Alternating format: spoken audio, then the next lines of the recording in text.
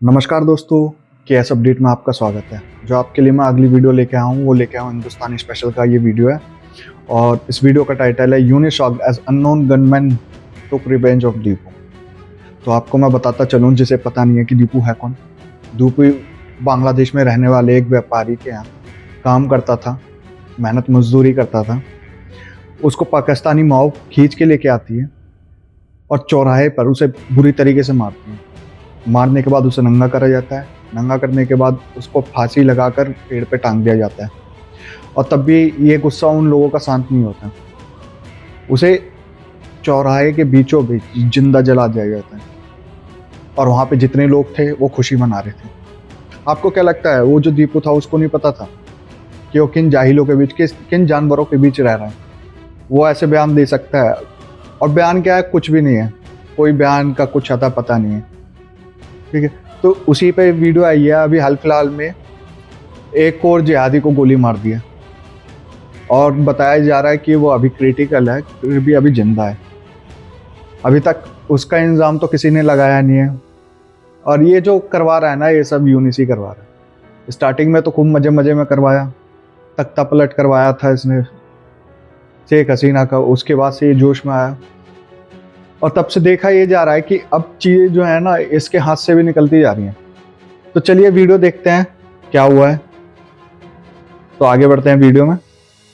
इनको अपनी बोई हुई हर फसल काटनी पड़ेगी। शेख हसीना विरोधी नेता पर फायरिंग की गई है। एनसीपी के खुलना डिवीजन चीफ को गोली मारी। एनसीपी नेता सिकदर के सिर में गोली लगी है। ये अगर आप सीधे सीधे लफ्जों में ये कहें तो एक और को टपका दिया गया है, एक और को टपका दिया गया है, खबर ये आ रही है। आज तो भारत सरकार ने भी, एमईए ने भी एक स्टेटमेंट जारी किया है और कहा है कि दीपू दास के साथ जो जो हुआ है उसके जो हत्यारे हैं, अननोन गनमैन बांग्लादेश के अंदर एक्टिव हो गए हैं और आज दूसरा शिकार एनसीपी पार्टी का एक दूसरे बंदे के सर पे गोली लग चुकी है। तरफ सरहदों पर जाहिर टेंशन बढ़ रही है, दूसरी तरफ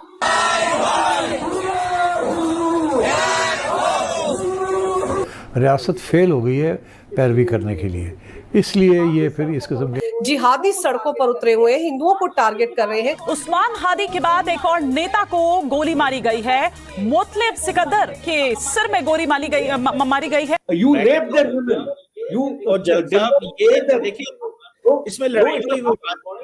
it is recorded in history 93,000 of your prisoners were taken in your Bangladesh. सवाल जो करना चाहता हूं वो उन्होंने कहा कि हमारे 50 लाख जो है नौजवान तैयार हैं, लेकिन बेटकी को भी कभी कभी जुकाम हो जाता है। वो कह रहे हैं 50 लाख के लोग जो है चढ़ बैठेंगे। कि उनका सॉफ्टवेयर अपडेट हो गया है, क्योंकि हमारे जो आर्मी चीफ उपेंद्र द्विवेदी जी, उनकी जब कॉल हुई बांग्लादेश आर्मी चीफ के बाद में, उसके बाद में ये तेवर तो बदल रहे हैं। नमस्ते दोस्तों, जय हिंद। हिंदुस्तान स्पेशल में आपका स्वागत है। दोस्तों, बांग्लादेश में राजनीतिक हिंसा थमने का नाम नहीं ली। अब खबर निकलकर सामने आ रही है कि हादी की मौत के बाद बांग्लादेश के खुलना शहर में सोमवार को नेशनल सिटीजन पार्टी के खुलना डिविजनल प्रमुख मोतालेब सिकदर को सरेआम गोली मार दी गई। उनकी हालत बेहद नाजुक बताई जा रही और उन्हें खुलना मेडिकल कॉलेज अस्पताल में भर्ती करवाया गया है। बांग्लादेश की मीडिया की रिपोर्ट के अनुसार यह घटना सोमवार 22 दिसंबर को करीब 11:45 पर खुलना के सोनडागा इलाके में हुई। मोतालेब सिकदर को गोली मारे जाने के बाद इलाके में अफरा तफरी मच गई। एनसीपी की संयुक्त मुख्य आयोजक डॉक्टर महमूदा मितू ने सोशल मीडिया पर एक पोस्ट के जरिए इस घटना की पुष्टि की है। हादी की मौत के बाद अब एक और जिहादी को सर में गोली लगी है। ये बांग्लादेश में चिंता का विषय है। शमसु जमान ने शनिवार को द डेली स्टार को बताया कि ऐसा कोई सबूत नहीं मिला जिससे यह संकेत मिले कि दास ने सोशल मीडिया पर ऐसा कोई पोस्ट किया था। जी, अब इसमें फैजल करीम, मैं समझता हूँ 72 आवर्स कर ले तो फैजल करीम जो है, इनकी गर्लफ्रेंड मारिया अख्तर लीमा, ये गिरफ्तार की गई और इनके जो इकबालिया बयान से और फोन की एनालिसिस हुई, उससे मालूम पड़ा कि इन्होंने सैकड़ों बार इस लड़की से, मारिया अख्तर लीमा से बात किया और ये मालूम पड़ गया कि इनकी गर्लफ्रेंड थी। इनकी निशानदेही पर एक बगल के तालाब में बहुत सारे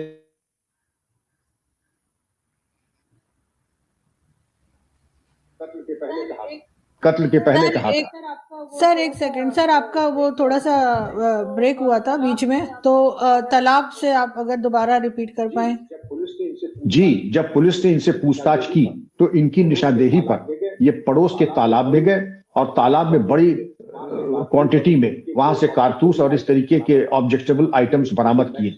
ये भी था कि मैक्सिमम कॉल्स और जरूरत से ज्यादा कॉल्स दोनों के बीच में, मारिया और फैजल के बीच में बातचीत हुई थी और उन्होंने, फैजल ने ये मारिया को बताया था। मारिया ने एक बालिया बयान में कहा कि एक दिन पहले मौके के कत्ल के इन्होंने ये भी कहा था कि ऐसी वारदात होने वाली है कि पूरा बांग्लादेश हिल जाएगा। तो इससे ये भी मालूम पड़ गया कि इसमें हिंदुस्तान का कोई हाथ नहीं है, ये लोकल वहां की पॉलिटिक्स है। लेकिन बांग्लादेश आज की तारीख में अमेरिका, चीन और पाकिस्तान के इर्द गिर्द उनकी पॉलिटिक्स में बुरी तरीके से उलझ गया है कि जब इस इंफ्रास्ट्रक्चर को मिलिटराइज कराना होगा, मिलिट्री के लिए इस्तेमाल करना होगा, तो वो इसको पूरी तरीके से ये उसको मिलिट्री के इस्तेमाल में कर लेगा। वो चाहे अपनी जो है हैवी आर्म्ड आर्टिलरी हो या एयरफोर्स हो, उसके लिए बखूबी इस्तेमाल कर सकता है। 2-3 बातें आपके लिए और करूंगा। एक साहब और हैं जमात इस्लामी के, उन्होंने कहा कि हमारे 50 लाख जो है नौजवान तैयार हैं और वो हिंदुस्तान पे हमला करने के लिए, जिसे कि गजवाए हिंद कर देंगे। अब मैं क्या कहूं इसमें, अभी तुमसे अपने हिसाब किताब हो नहीं रहे हैं, लेकिन मेढकी को भी कभी कभी जुकाम हो जाता है। वो कह रहे हैं 50 लाख लोग जो है चढ़ बैठेंगे। अरे तुम्हारे यहाँ इकोनॉमी और जीडीपी ऐसा है नहीं, अब तुम 50 लाख की बातें सुन लीजिए सबकी, 9-9 लाख की।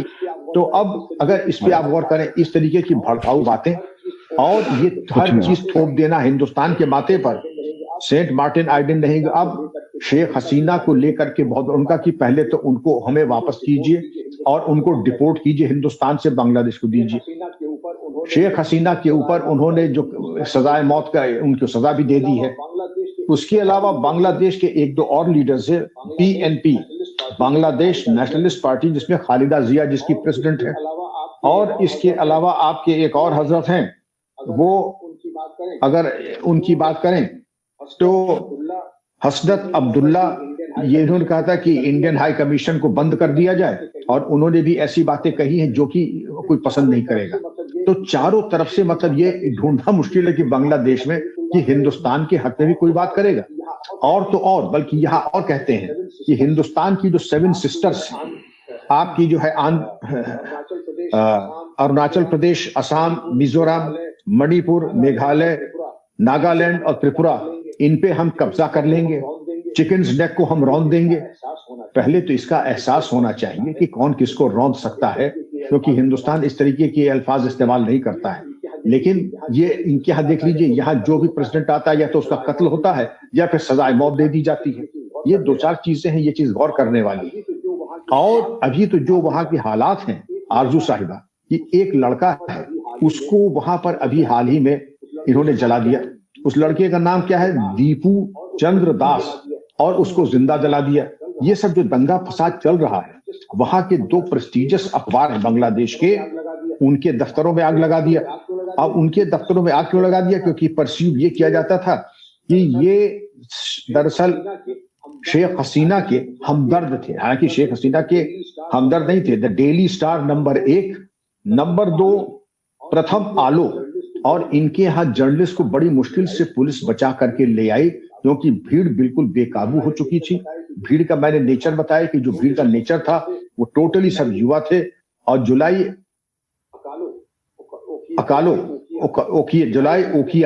जुलाई ओकिया की ये जो हुजूम था, तो ये सब चीजें जो घटनाक्रम हुआ, उसमें बांग्लादेश के हाई कमिश्नर को बुलाया गया, 20 मिनट की मीटिंग हुई और डिमार्च हैंडओवर किया गया।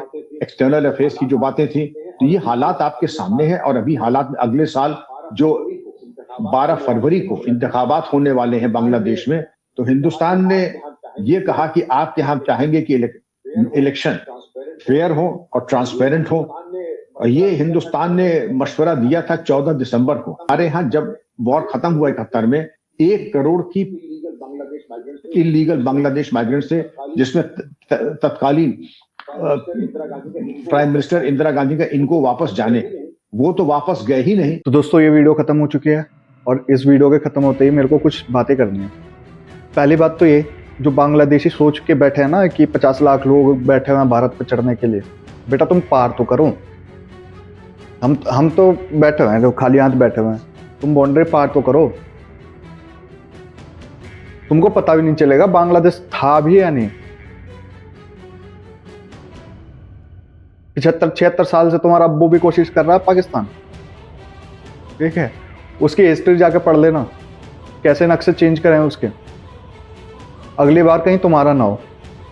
और रही चिकन नेक की बात, तो चिकन नेक का तुम, खैर वो तो तुम्हारे लिए चिकन नेक है, हमारे लिए तो कॉरिडोर है वो, ठीक है। और उसको जब चाहे ना वो काट के कहां से बराबर होगा ना, तुमको पता भी नहीं चलेगा।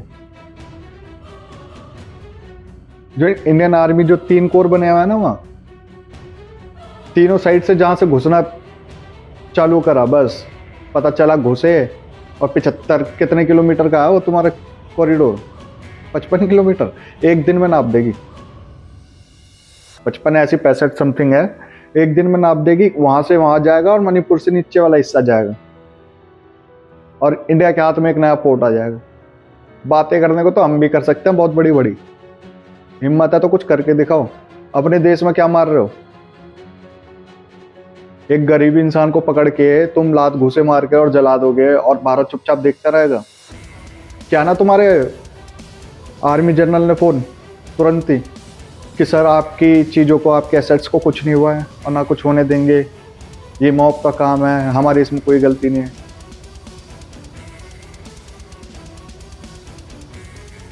मतलब पाकिस्तान तो है ही जाहिल, तुम लोग भी उसी के राह पे चल पड़े। अरे वो कोई नहीं, मुझे लगता है ना जो याया खान ने कहा था नस्लें बदल देंगे, तो तुम उसी नस्ल के हो जो बदली गई थी। खैर चलिए वीडियो को खत्म करते हैं, मिलते हैं अगले ब्लॉग में। और जिसको भी ये वीडियो पसंद आई, अगर मेरा कंटेंट थोड़ा अच्छा लगा आपको, तो प्लीज लाइक करें, सब्सक्राइब करें और बेल नोटिफिकेशन दबाते रहे ताकि वीडियो आपको मिलती रहे। धन्यवाद।